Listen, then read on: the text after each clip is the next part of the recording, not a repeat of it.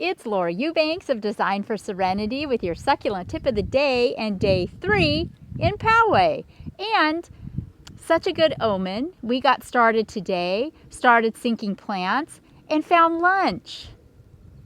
Check out that adorable baby carrot. It was growing in the Ferox pot. How cute is that? So, yay, get to eat that. Lots of things happening. As you can see, we got additional golden barrels delivered from Sun Valley Nursery.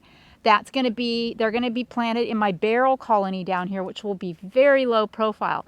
It's not going to be mounded. It's going to be flat. There's not most likely going to be any boulders or rock in here. It's just going to be barrels. So we'll see. I may change my mind, but that's what I'm thinking right now. And up here, thank you, person that suggested that we expose as much of the bedrock as possible. That's a super idea, and we're in the process of raking, sweeping, washing to get as much of this natural outcropping exposed as we can. Then we installed our thriller in the space. And remember, when you're working on your design spaces, just think of them as pots. That's how I do it. It doesn't matter if it's, a 10-inch bowl or a 3-acre estate. I break everything in my head down into reasonable chunks of space. So right now, this is our space and all I'm concerning myself with. So we got our Dazzlerian longissimum as our thriller. Then we put in the agave Mediopicta albas, because those were the next most bang, bang, bang kind of plants. And remember, the Mediopicta is a medium-sized agave. This doesn't get giant like the Americana. And it's also not as ferocious as of a pupper.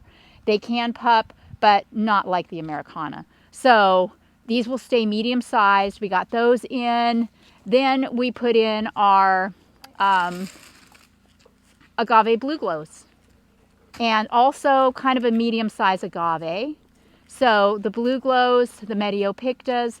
Then for our spillers, we put in our Portulacaria afra variegata, which, as you know, is a fabulous ground cover. And this will spread beautifully throughout the space. And we added an aloe ferox over there in the corner.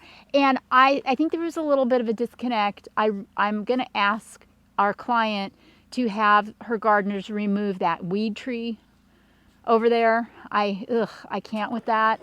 So hopefully by next phase, which is looking like it's going to be the end of June, that'll be gone and we can really finish this off. So next step over here is to bring in some small boulders. You reach a point when you're designing and you're thinking about the potential of the plants and you don't want to overplant. That's when it's time to bring in more rocks. So once we stage some more small boulders, we'll determine if any additional plantings are needed.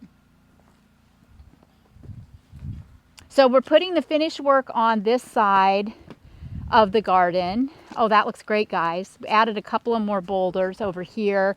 And, I stepped away from this last night. And then when I got here this morning, I looked at it with fresh eyes. And I'm thinking that I'm not quite done, that I'm going to want to spot some of these really cute little 10-inch barrel cactus in key areas in here.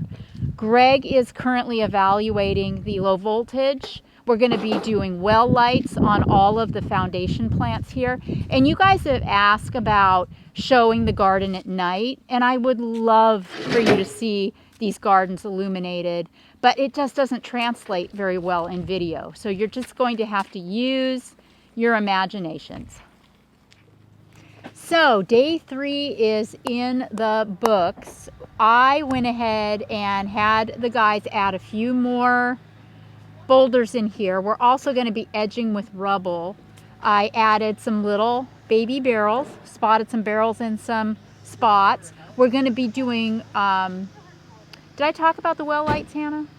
We're going to be doing well lights on the 5 statement pieces in this garden, and then doing just some low voltage spotlights on some of the front plants. So the illumination at night will be really gorgeous.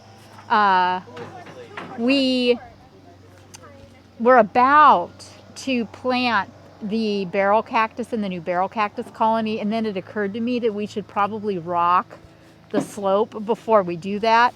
So I'm going to turn on the water, and we're going to wash the bedrock off again a little bit more, and you can see the rock that we chose and how beautiful it is. This is a couple of yards of rock, right? 2.5. What'd Daddy get?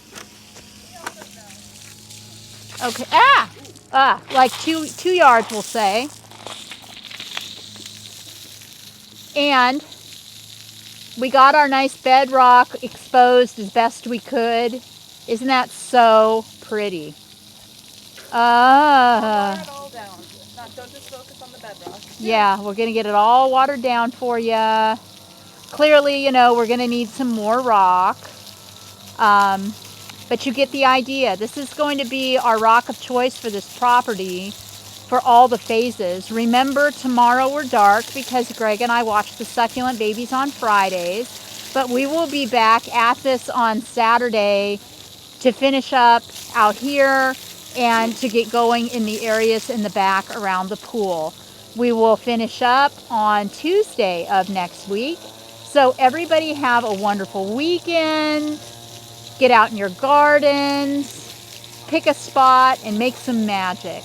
This has been Laura Eubanks with Team DFS, reporting from Poway with day 3 and your succulent tip of the day. Bye, guys.